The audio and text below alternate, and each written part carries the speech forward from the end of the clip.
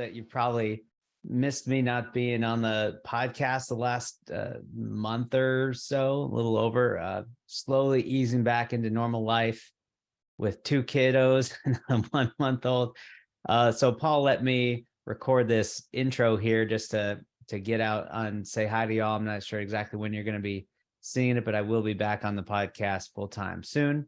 We're going to re-release an episode on gold that we recorded about 2 years ago. It was really early 2021, and there was a lot of fear out there in the markets. And in those cases, in those instances, a lot of times folks go to assets that feel solid, more stronger and tangible, like gold. Now, it also happens that a lot of purveyors of gold linked investments in gold bullion tend to ratchet up their advertisements and narratives in times of fear and deliver them in fear-based ways. And so we wanted to kind of re-anchor that. Now, I'm going to replay that episode in just a minute because it's a great one. I wanted to give you a little context on what's happened to gold over the last couple of years. So I'm going to bring up found there's a lot of sites out there where you can find prices of gold. This one just has a nice looking graph, and you can see a lot of great growth over time. And this is going back to 1994. This is in just the last year. You can see some big peaks and valleys in gold, and that's really my big point is that gold is actually pretty volatile. There's a lot of ups and downs as we look at all of these different time periods. So it's not like putting all of your money into gold is not really fleeing to safety. Like if you were worried about your checking accounts and the mid-sized bank crisis that we may be having right now, and crisis is probably too strong a word, or maybe it's not strong enough of a word. We just don't know.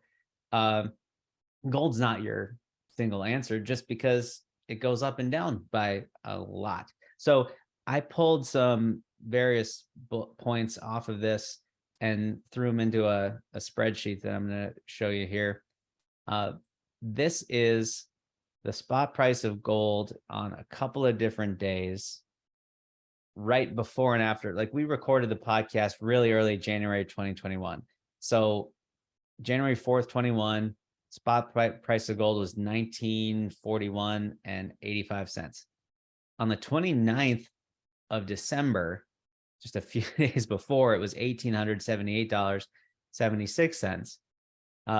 When I'm recording this podcast here, right around the week of the 22nd of March of 23, we're at $1,946.78. Now, the reason I bring these different time periods is depending on the day that you bought gold, within about the same week, you could have had a really big difference in rate of return over these past couple of years. So if you bought the day that we released our podcast, you would have, between then and the 22nd of March, 23, you would have had a 0.25% total growth. This is an annualized rate of return. This is just the total amount you grew between those two dates, 0.25%.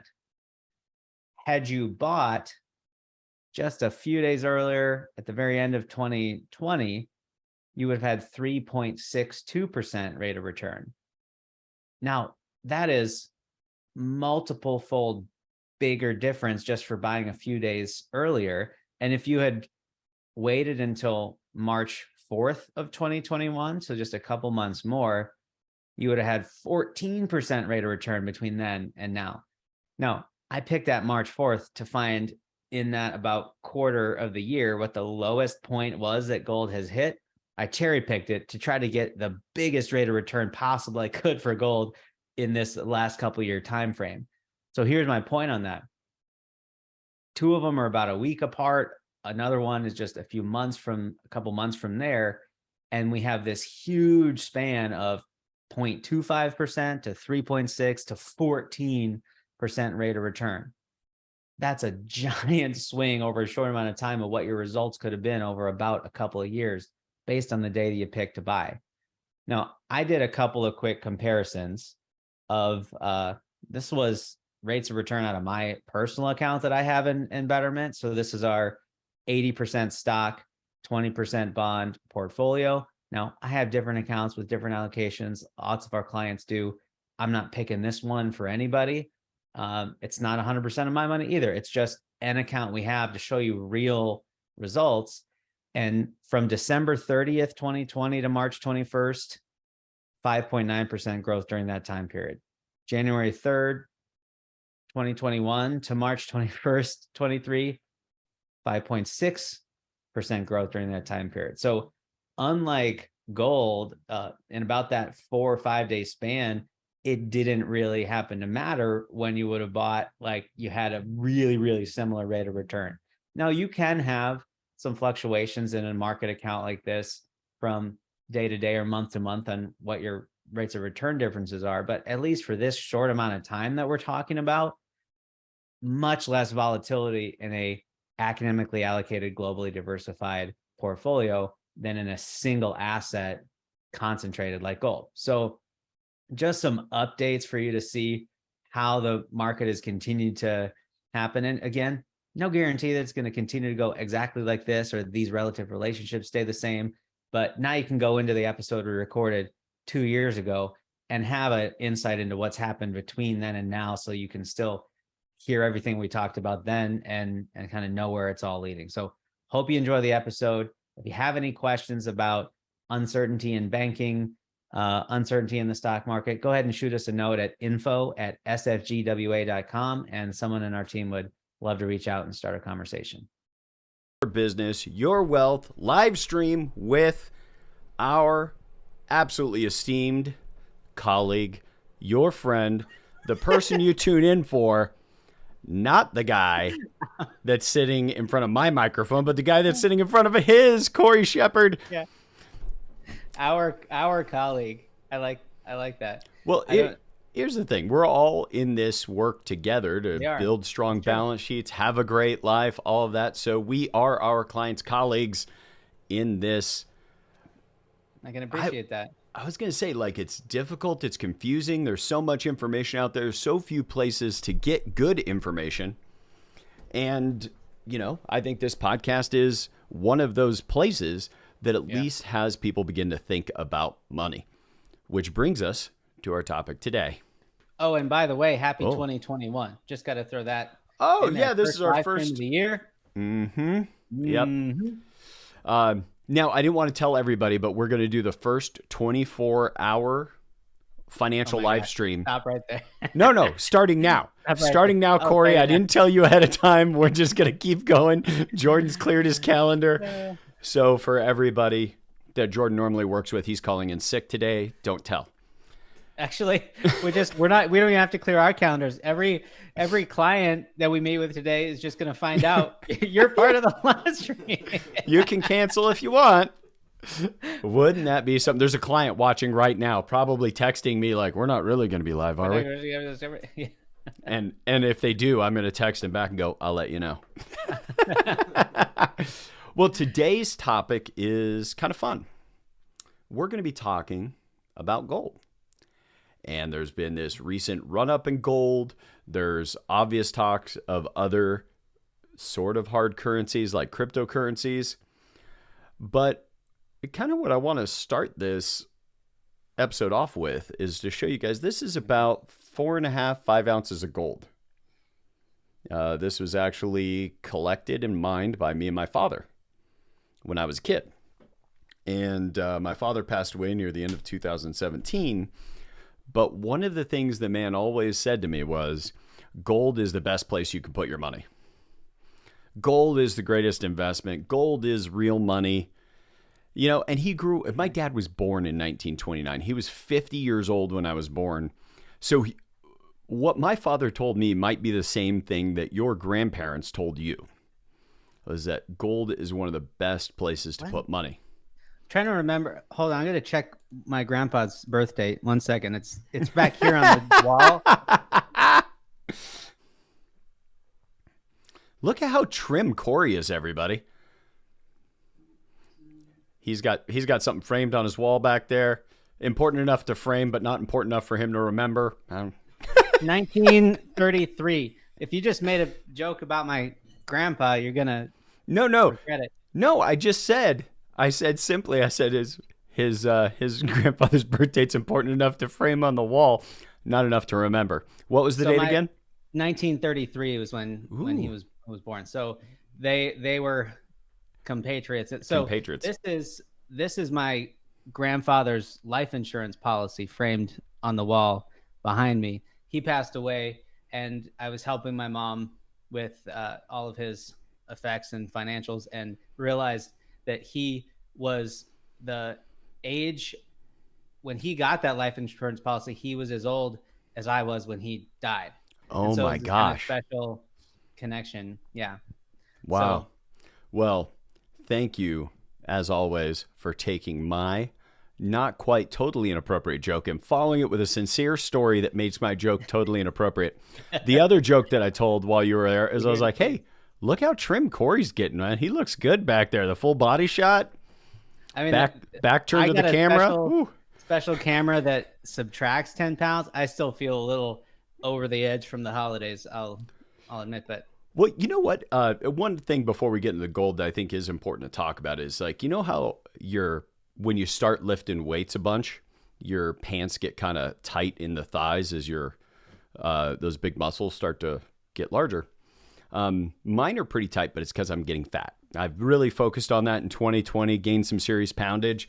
I think I might carry it through 2021. Part of my New Year's resolutions, just nothing but biscuits and gravy, gym 24/7. rats, they're like, oh, it's all about the gains, bro. Dude, I So can make some gains with some biscuits and gravy. All right. So, for so those of you listening, we are talking gold and a little fun to get everybody on the live stream. But why is this gold so valuable? Why is it important? Why do people look at it as a hedge against inflation? Those are all questions for you, Corey. well, gold has that tangibility. I'm reading a book called Debt that talks about the human history of money and credit and markets and interactions. And gold was super useful as coinage back in the day because it was really portable and it was scarce. So it was valuable. It was hard to get. You had to dig it out of the ground. Well, you remember the pirates would bite it to see if it was real because you It could was real dent gold. Yeah. gold with your Right. teeth. So incidentally, gold coins largely sprouted up around war and armies because soldiers needed a highly portable way to get paid. And so gold coins made it really easy for these kingdoms to pay their soldiers.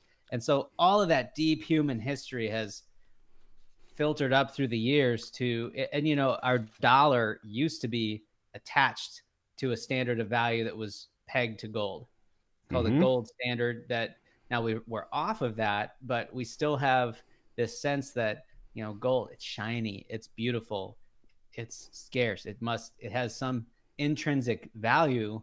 But unless you're designing, I don't know, some kind of particular electronics that the properties of gold are useful, it really only has the value that we say that it has, because everyone else thinks that shares that interpretation. Well, and I'll show you how I think compelling gold can be as an emotional tool. So see this little box, Corey?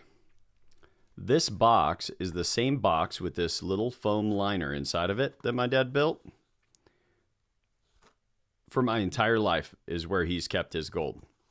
At different Wow. times, this was in a file box. It's in a safe now for me. But I just found something else in here that my mom will be mortified that I brought this up on the live stream. So, But why do you have a live stream show if other than for a chance to mortify your mom on occasion?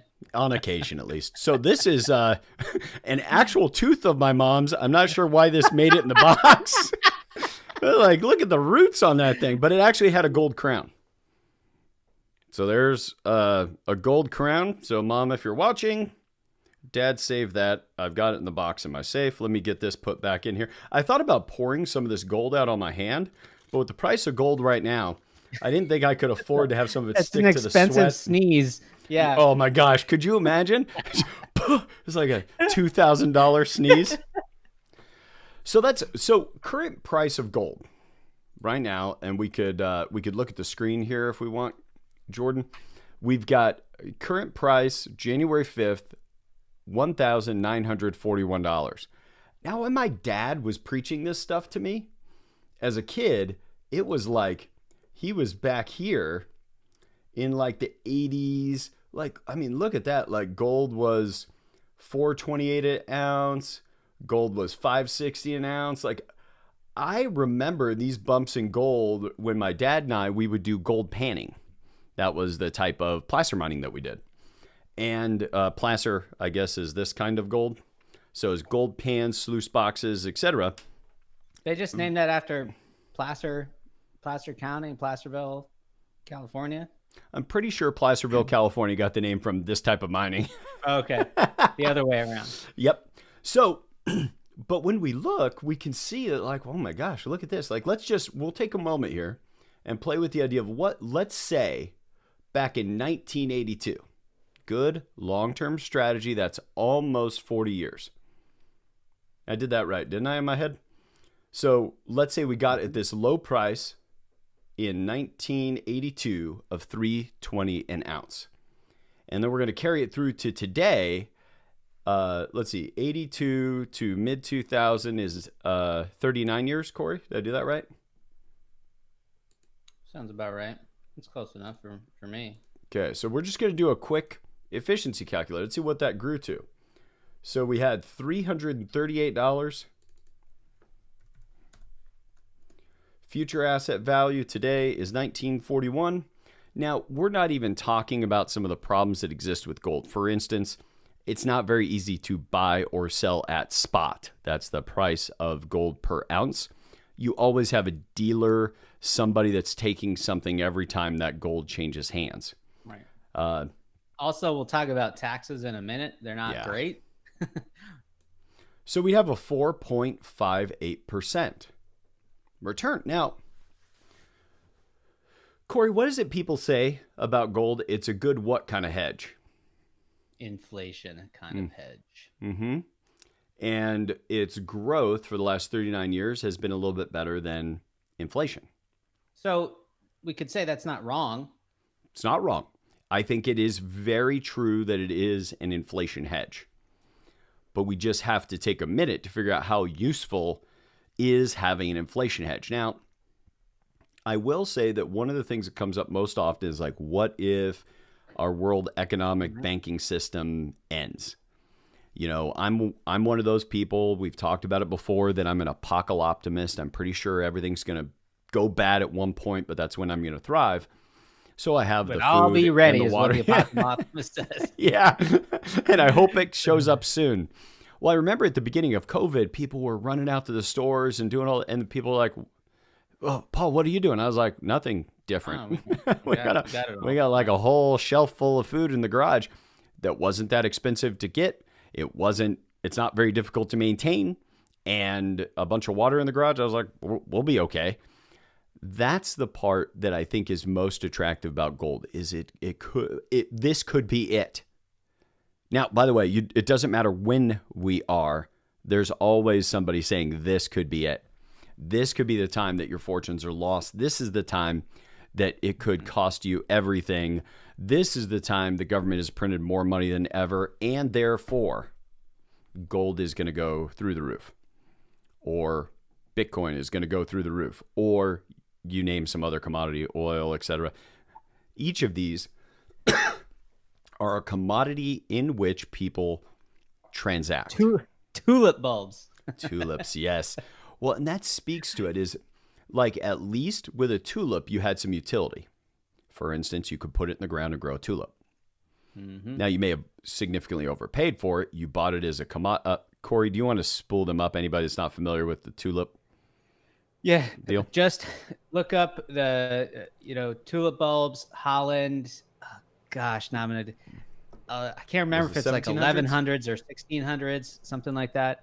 And I'm gonna look it up. The price of a tulip bulb went from what you would expect 1600s to buy a tulip bulb for these days, like some pocket change, to the price of a 2-bedroom townhouse in just a few years. Mm-hmm. Like the equivalent of it. So one tulip bulb could buy you a townhouse for so crazy, crazy, crazy. And it was just all about market supply and demand. Now, gold, there is a benefit of gold. This is another one. You plant some gold in the ground, come back in a year, and you know what you got?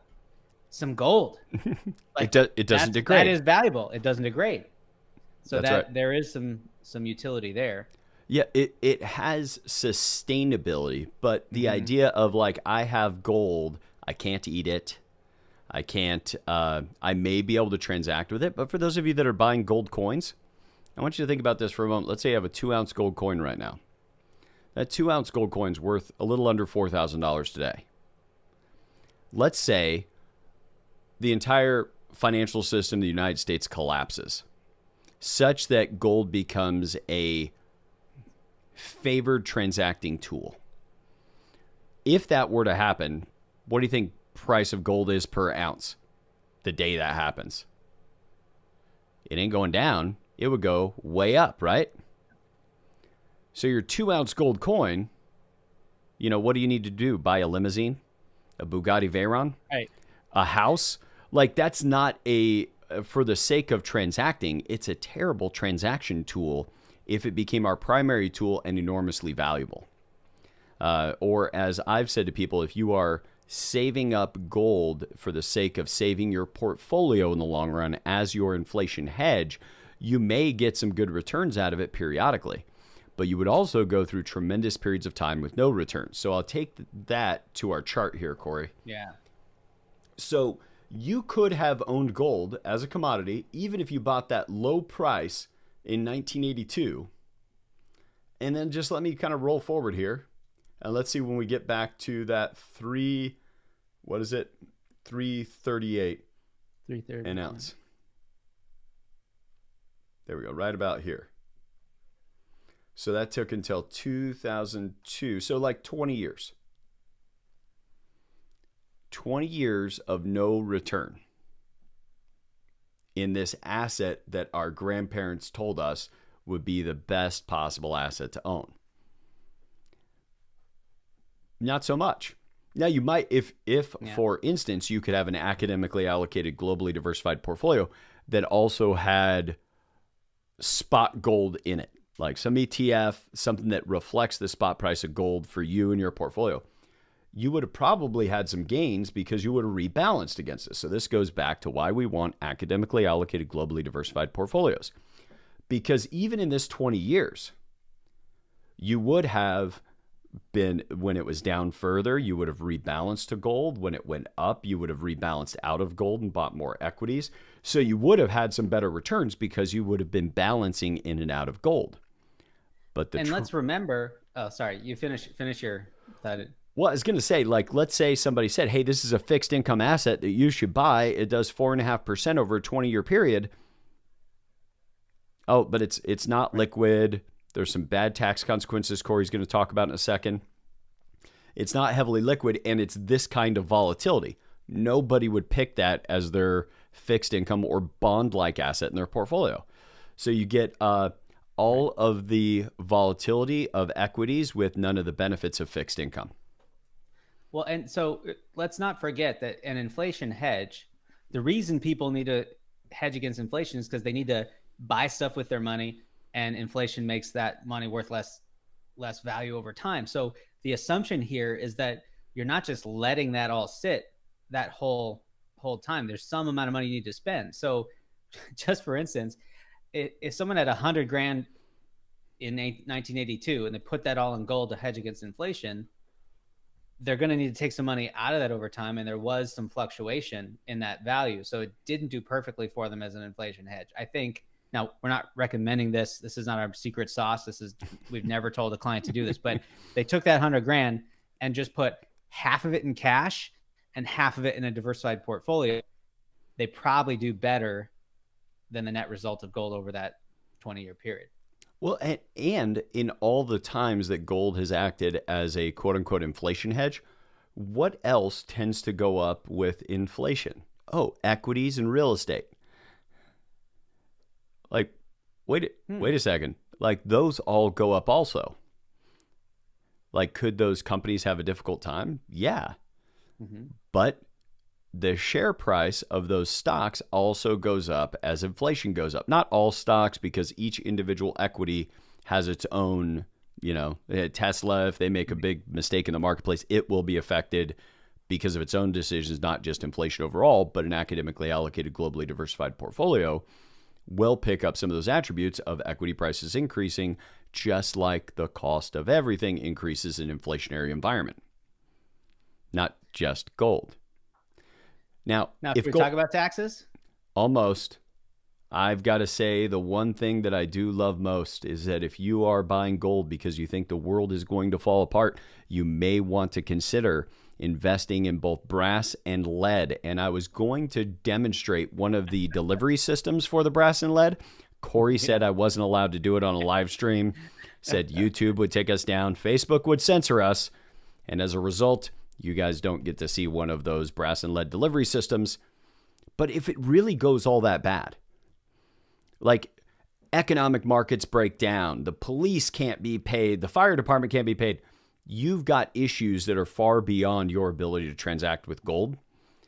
And it's a little bit, I don't know, this is an inappropriate joke. I'll tell it anyway, since I almost told it. Have you guys ever seen the meme of like the enormously obese prepper? He's got like a bandolero of ammunition, a bunch of food behind him, an AR-15, and it's like prepped for the world ending, but has a difficult time climbing a flight of stairs. That is sometimes what I feel like when people go, man, it could all end. I need to have a lot of money in gold, but they don't even have the basic components of planning for their financial independence, becoming independent from the work that they have to do. They're worried about the oppression that could exist for them and their family should the world fall apart, which I can certainly appreciate.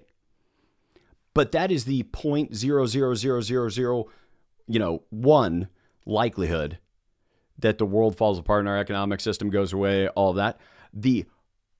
The statistic that's 99.99 some high percent likely is you will get too old one day to be able to provide an income by transacting the marketplace via a job or a business.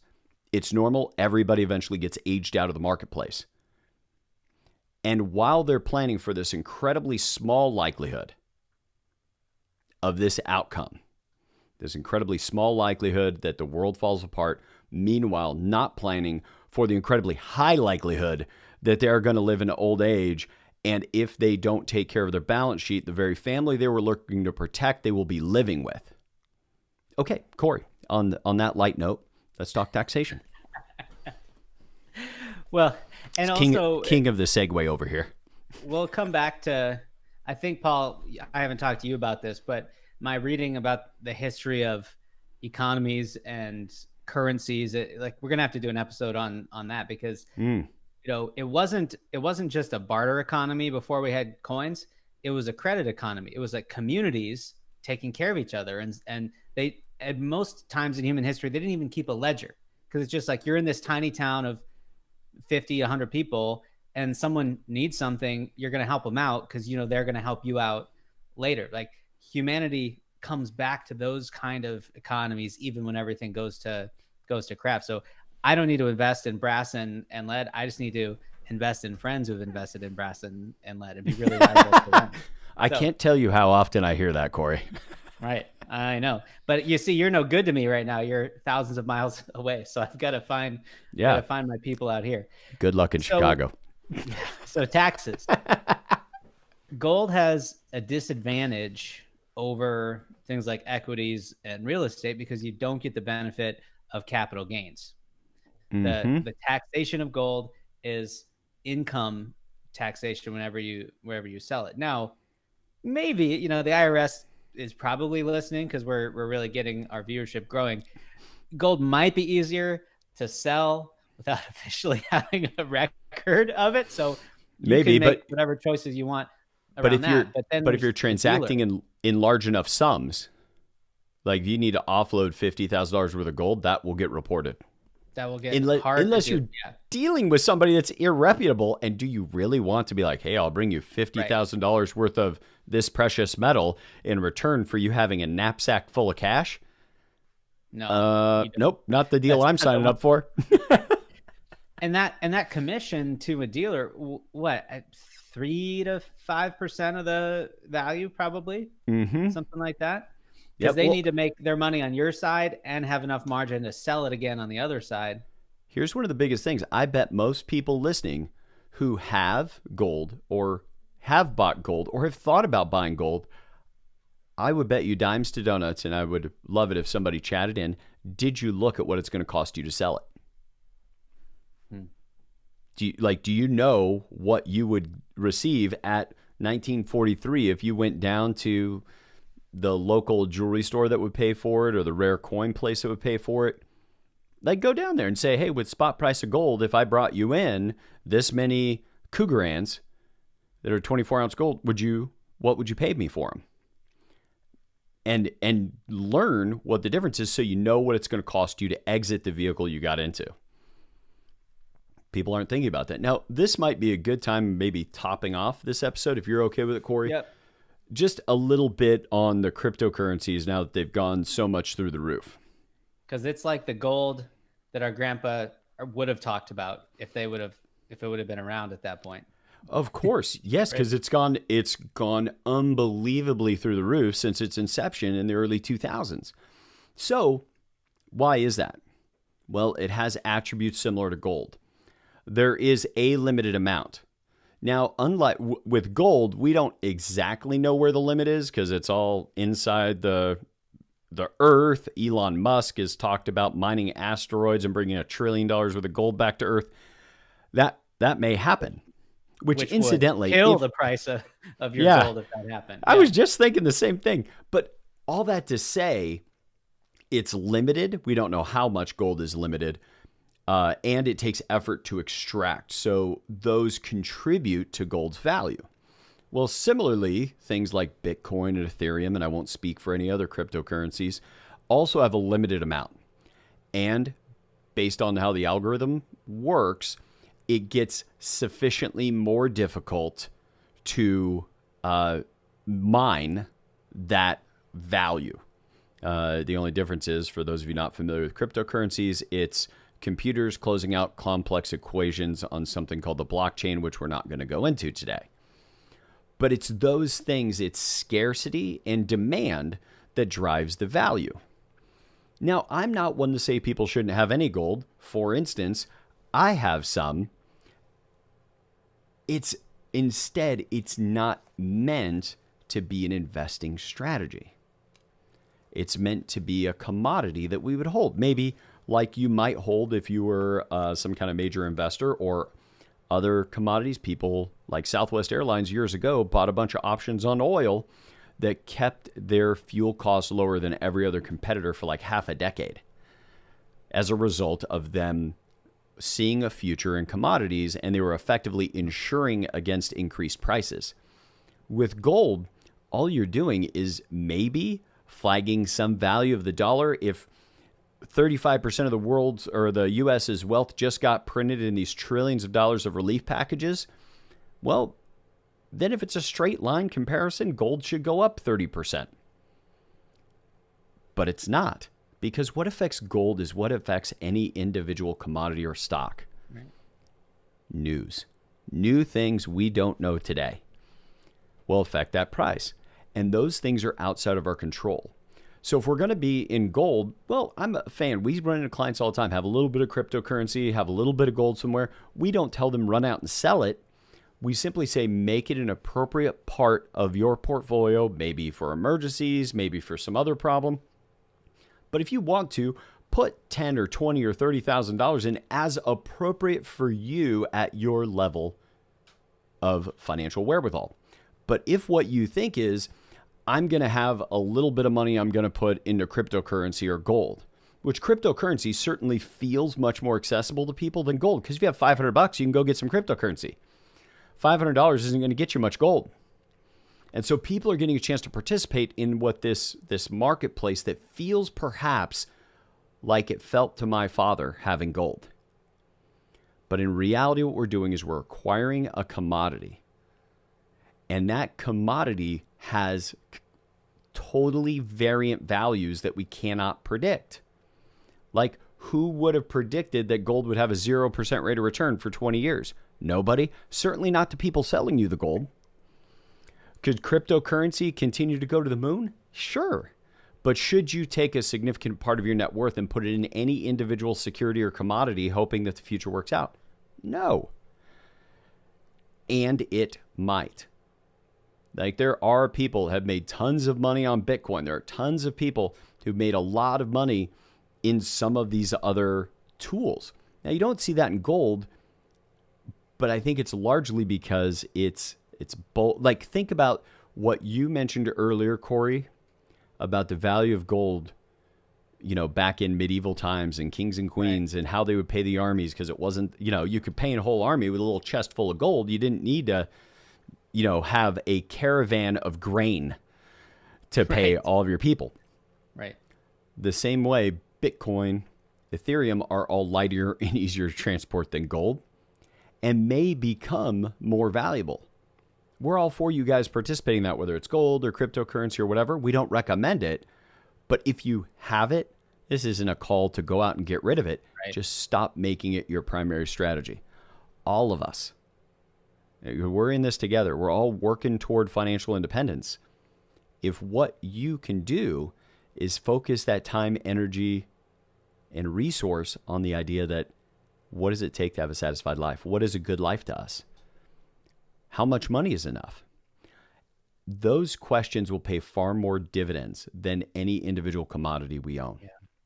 And we allow things to distract us, whether it's the gold commercial or our favorite radio host bringing it up, that it is going to fall apart in every financial tool. That's all gold ends up being when it's marketed to you, is just a different financial tool. And what you have the ability to do is instead gird your balance sheet, set aside a lot of money. Make sure, like Corey's grandfather, you have your life insurance in place to make sure that you have a lasting legacy. Gold by itself won't deliver your future. Bitcoin by itself won't deliver you to your future. The only one who will deliver to your future is you. Now, with that, Corey, I think we've exhausted this pretty thoroughly. This is good. You could have great returns on gold. Heck, if you'd have bought gold at $1,200 just a little bit ago, you're up like over 50%, and that's really good. But you're not up that much if you still hold it. You haven't recognized any of those wins. Enjoy it. Leave it in your safe. Watch it from a distance. Have it as your little bit of reserve if everything does fall apart. But at the end of the day, it will take you setting aside a lot of money, having a disciplined investment strategy, and an awareness for you and your family about how much is enough. Anything, Corey, you want to send everybody off with today? No, just if you've enjoyed this episode, gotten some value from it, share it with someone, because chances are someone else that you've talked to in the last week has some of these same thoughts. And that's why we're doing this. We know that we won't have the opportunity to sit down with every single person listening, but we can make a big impact for a lot of people. And if you do have questions, would like to have a chat with someone on our team, send an email to info@sfgway.com, and we can certainly help you do that. Or there's a link in the show notes to schedule a 15-minute conversation to get the conversation started. Cool. And I just put that email address right in the chat. So if anybody needs it and wants to push on it, you got it right there for you. Everyone, Happy New Year. 2021 is going to be great. And I will say, I think that last year will give us new meaning to being able to say hindsight is 2020. And we hope this episode, like all of our episodes, has been a contribution to you being able to design and build a good life.